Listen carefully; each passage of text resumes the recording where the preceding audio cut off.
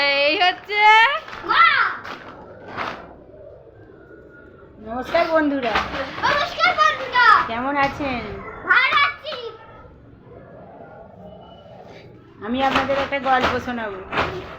গল্পটা কেমন লাগলো আপনারা একটু কমেন্ট করে জানাবেন। তখন খুব ছোটবেলায় আমার দাদু রাত্রিবেলা পটি পেয়েছে, মানে এখন যেটা বলা হয় পায়খানা।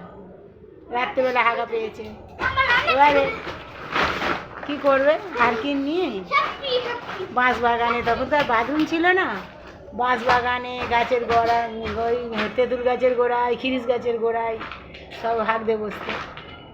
এবার আমার দাদুও হাঁকতে বসেছে।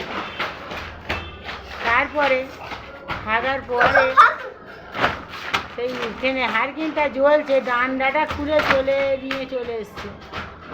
হারকিনটা সেখানে বসানো আছে, ডান্ডা নিয়ে ঘরে চলে এসেছে।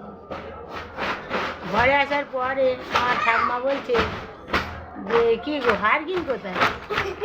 বলে কি জানি, হারকিন কই, হাতে ছিল তো। তারপর দূর থেকে দেখছে যে ডাঙাতে যেখানে হাঁক ছিল সেখানেই হারকিনটা বসানো আছে। আবার দৌড়ে পড়ে গিয়ে আনতে গেল।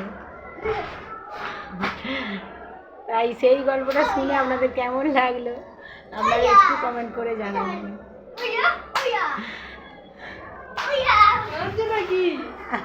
না না, কাঁদিনি। টাটা। আমাদের গল্প শেষ।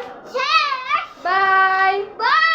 বল, দেখা হচ্ছে নেক্সট ভিডিওতে।